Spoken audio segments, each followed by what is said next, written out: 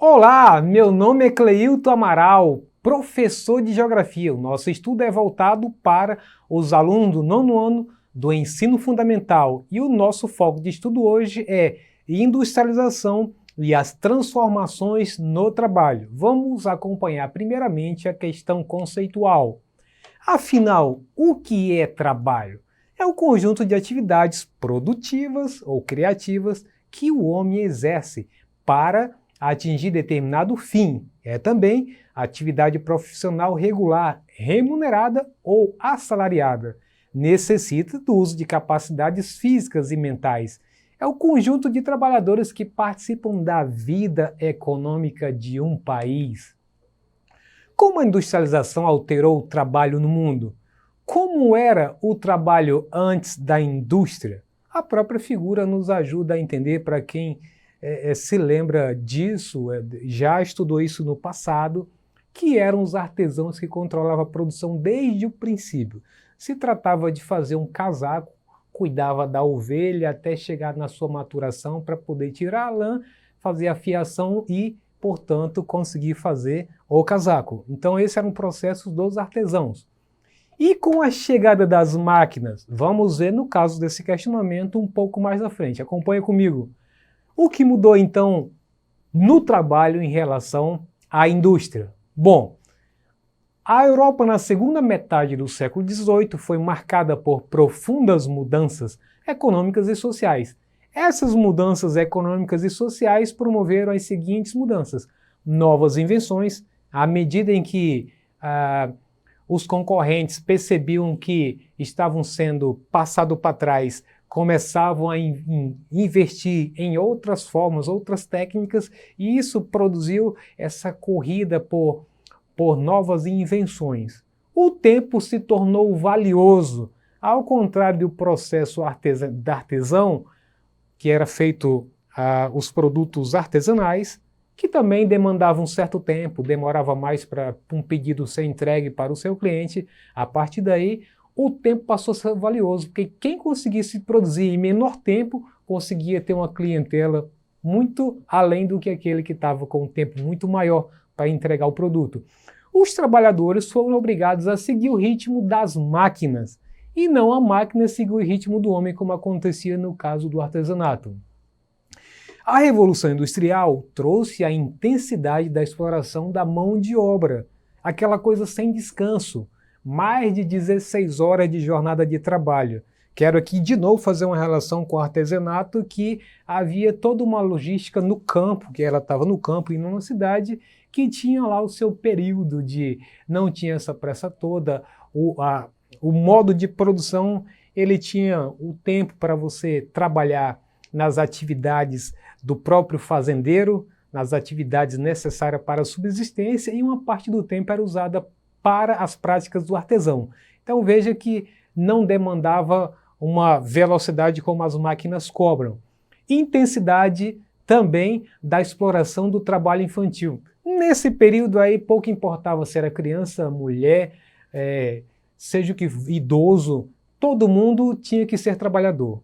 E aí a grande massa de trabalhadores que chegavam do campo, envolvidos e atraídos pela indústria, passavam então a aceitar as regras do jogo. Então, inclusive as horas e as condições subhumanas de trabalho estavam em jogo nesse período. Trabalhavam nas minas, eram ajudantes de cozinheiro, operadores de portinhola de ventilação ou nas fábricas. O trabalho, tanto da criança quanto da mulher, passou a ser de grande importância com a introdução das máquinas, pois esta diminuiu o esforço executado e o custo com os salários.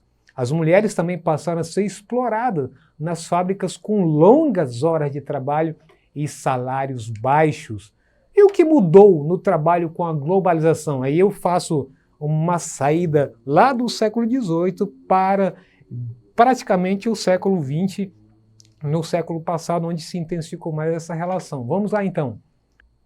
Então, a globalização é dessas palavras ícones que a gente deve levar em consideração nesse período. Então, as empresas transnacionais é a grande representação desse período da globalização, em que as sedes estão em países ricos, produzem para atender o mercado mundial, pelo tamanho que elas representam, investem em tecnologia e alta produtividade. Aqui eu estou me referindo à produtividade, diferente de produção que qualquer um de nós pode produzir algo. Agora, produtividade é aquilo que você consegue fazer em menor tempo. E isso é essencial para essas grandes empresas, porque menor tempo significa menor custo e também fazer com que você saia na frente dos seus concorrentes, podendo inclusive levá-los à ruína, à decadência e muitos deles falirem.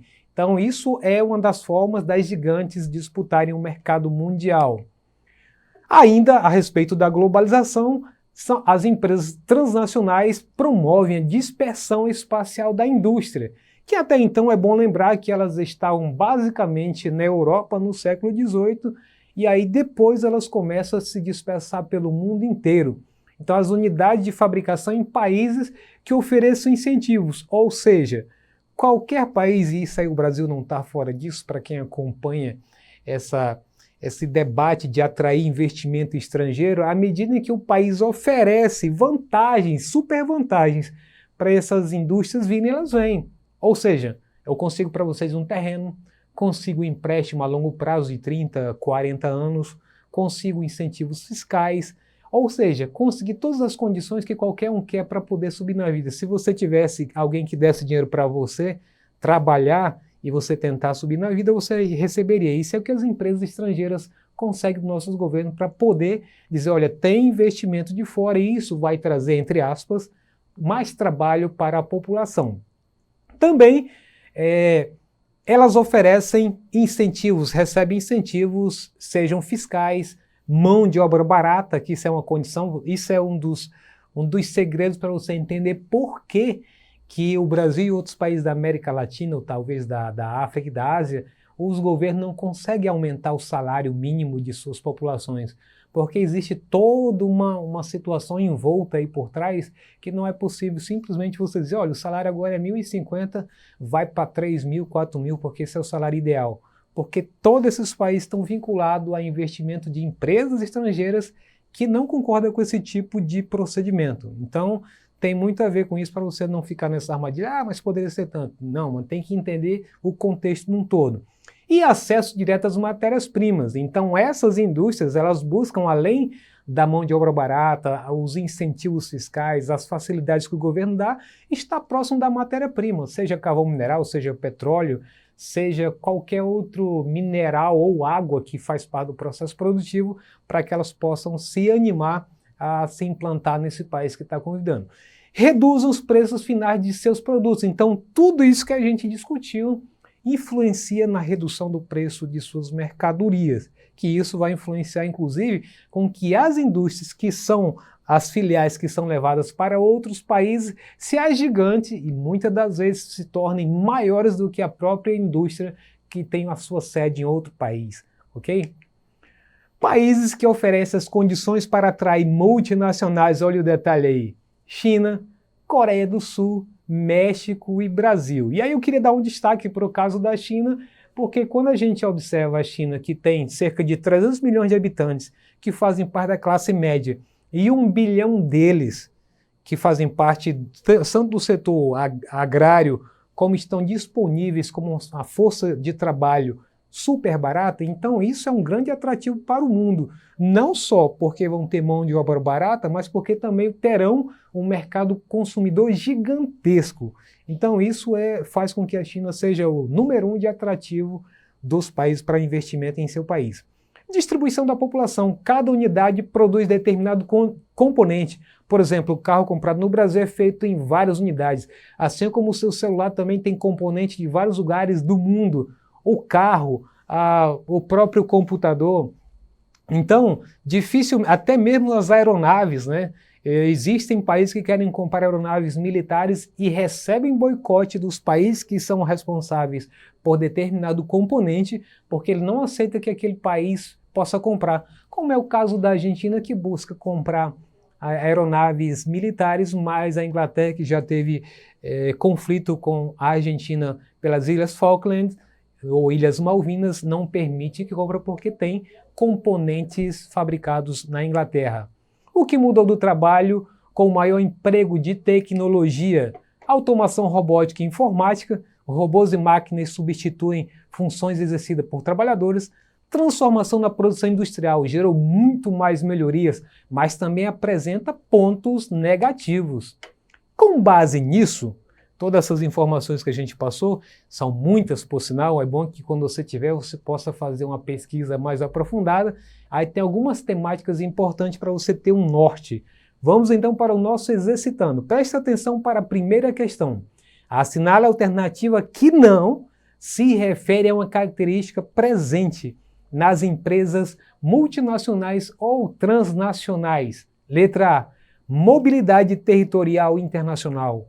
Letra B, busca por redução nos custos de produção. Letra C, emprego de mão de obra qualificada e cara. Letra D, instalação de sedes, geralmente em cidades globais. Vamos lá? Fez a sua escolha aí? Então a resposta correta é letra C, emprego de mão de obra qualificada e cara. Não é essa a resposta, seria o contrário, mão de obra não qualificada e baratíssima, como é o próprio caso que a gente acabou de falar em relação à China, né? O caso do Brasil, do México e outros. Com isso, a gente encerra a nossa aula de hoje. Agradeço a todos vocês que têm nos acompanhado. Se você quiser assistir essa aula ou outro componente curricular, basta acessar a plataforma Eduque. Com isso, agradeço a todos e até a próxima aula.